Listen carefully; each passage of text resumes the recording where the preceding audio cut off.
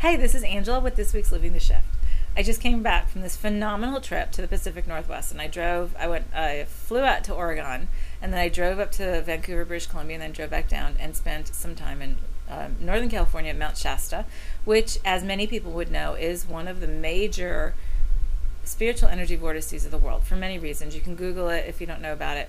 There's plenty of information out there.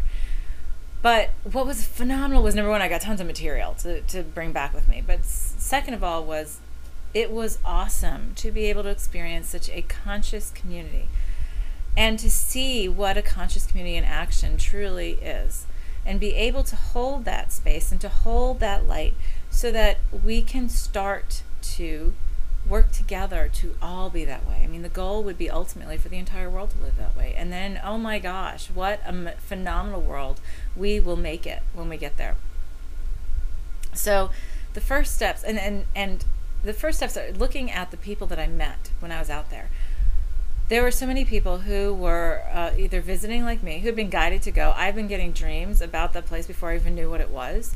And there are other people that I met that were sort of like the same thing. They had just been pulled to go there. Many people who had stopped in passing. Like, I met somebody who'd been there for like 8 weeks, and then she was going on to the next step on her journey. Or people who had moved there after being there, and they just got the calling to live there and came home, sold their house, got rid of everything, got a divorce, all this kind of stuff, and just moved their entire life there and are doing pretty well. So the key is this. How to get there is truly getting out of our mind, getting out of our ego and all that anxiety and fear that says, no, we must do this. This is what we must do. This is this is what we're supposed to do.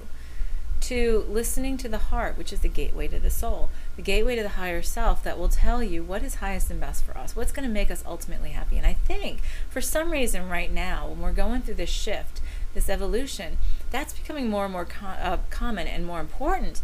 And if we ignore that voice, what happens is we will eventually have a pretty challenging time, because it's going to fall away if it doesn't serve us, whether we want it to or not. We've done a great job at coming up with excuses, coming up with rationalizations, coming up with all this kind of stuff. And stepping aside, and now it's time to step aside from that and to be able to listen to the heart and to trust in faith.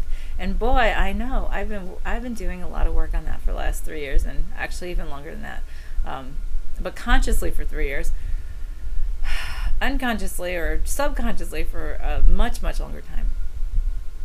So what's important is this. Let's look at stage one. Let's look at what we want in life. I have so many clients, I talk to so many people that are at this point in their life where they're thinking they should have something, or they should be doing something. I should be married. I should have kids. I should have my house. I want this big, huge house. I want this really fancy car. And it's not that that's bad, but if it's material, or if it's something like a material thing, then the question is why? Why is it that you want that? Many people were brought up, and this is the society we were brought up in. Many of us have been brought up for several generations saying, okay, this is the picture, this is the box of what a successful and happy life will be. To get married, to have 2.5 kids, and have the white picket fence, and the dog, and all that kind of stuff. And so they spend their entire lives trying to put that picture together, even if it doesn't serve them, even if it's not necessarily what is the highest and best for them, because it's what they were told and taught, and that they believe is what will show them to the world as successful and happy. Now, there are a couple of things about that. Key to what I just said is show the world. Who cares what the world thinks? The key is not to care. The key is not to, it's none of your business. Like I've talked about this in some of my A Cup of Tea webcasts, it's none of your business what other people think of you.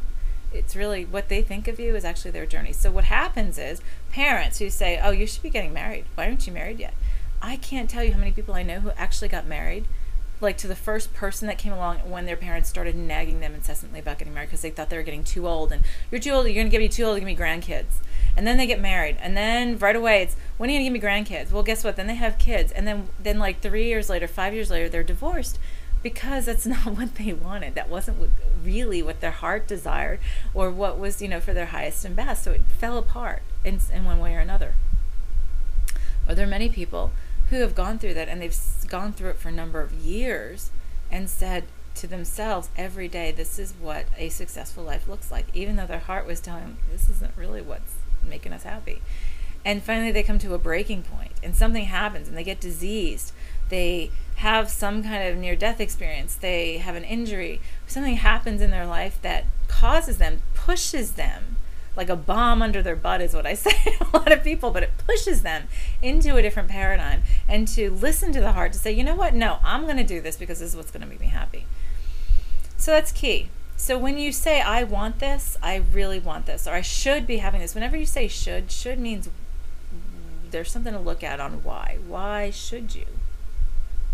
There's nothing that says you're a better person because you're married or not married. There's nothing that says you're a better person that because you have kids or you don't have kids, or that you have this job in corporate America or corporate whatever, or that you don't, or that you are a homemaker, or and that you stay home. Oh, how many people I've met who feel like they're obligated. It's their birthright that they have to, because that's what they were taught, that they have to stay home with the kids, even though they're completely unhappy with it. So the key is this. We're in this point of evolution where if it doesn't serve us, it's going to fall away. And if we try to do what the ego and the mind is telling us because of what others have told us, because we've disempowered ourselves, then what's happening is it's going to not happen, or you're going to have like so many obstacles to getting to it, because your higher self is going to say no. That's not what we're here to do. I literally have a client who, she came to me and she's in her 40s or her mid 40s, and she said, I never got married, I never had kids, and there's a part of her feels like she's a failure because of that. And I said, why? Look at all you've done. She's got some phenomenal books in her to write of the experiences that she's had, and she's just starting to come into her own now. And she says, well, my sister, she's got a wonderful husband, a beautiful house, and beautiful kids, and I always feel like, I'm just sort of like that loser sister that just never got her life together. And I'm like, okay, why? Because that's what your parents made you think, or that's what makes you think. It makes you a valuable person.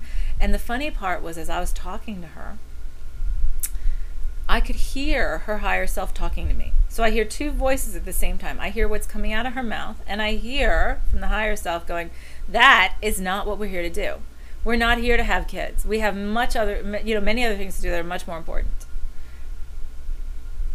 And I told her that, and I started laughing, and I said, so here's the thing, is it's time to resolve where you're coming from at this level of consciousness, and tying it into your higher level of consciousness, and listening to it, and finding out what's going to make your heart sing, and not caring what other people think. Whether you have kids or not, or whether you're married or not, does not make you a successful person. In fact, it's so funny of how many people now are shifting their lives. I had a certain kind of life that I thought I needed to have, and I was in corporate, and I had this little box of, what I expected from that, and I was in that prestigious position that I wanted, and the paycheck that I wanted, and you know what? Didn't do it for me. At some point, my higher voice really started banging on the wall, and I did what you would call a major life shift by quitting that job and starting a business in a much lower paying field. And then I shifted several times until I found this. But the thing was, I needed to do all that to get to here. And I'm still developing. I'm still remembering what it is I came here to do. I'm still remembering what my soul's purpose and what's going to, make my heart and soul completely sing. Even though every day now, I wake up and I love what I do. I love the job that I do and the work that I do. And there's nothing better than being able to say, oh my God, I have a completely full day from 8 o'clock this morning to 10 o'clock tonight, and I love it. And I'll be exhausted by the end of the day, but at the end of the day comes and I'm just completely happy and fulfilled. And I go to bed and start the next day, and I'm just as happy the next day. So that's where we want to go. And I'm still shifting. I'm still finding that there's other levels, and every level we get to, there's still a higher level of happiness. There's so much joy and love for us to experience, and we've done such a great job with the ego on not doing that, on depriving ourselves, because we've had this lesson of duality. We've had this lesson of the concept, the perception of duality, and the perception of having and having not. And really what that comes down to is the perception of separateness. And if we're coming back to that oneness, if we are melding these parts of ourselves together to actually be able to celebrate our oneness and celebrate the perception of some individuality, then it's time to take down those walls and to start empowering ourselves again, and to let go of those expectations, to let go of the things that feel like we are obligated to do, that we should do, because this is where we are in our lives, or because this is what it would make other people think. I don't care what other people think anymore. It's funny, is that's where you get to the point, and it's not in a bad way. It's because I am sitting in love with myself. And when you sit in love with yourself, that's all that matters. And then what happens is people see how happy you are and how much you emanate that love, and they accept you for who you are. So it doesn't matter. Like I said, it's none of your business what other people think. It's their issues. It's their journey. Your journey is your own.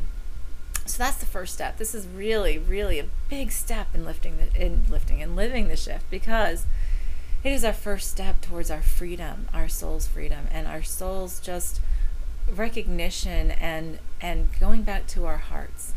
So on that, I'm going to let you go. We'll talk to you next week. This is Angela with Living the Shift.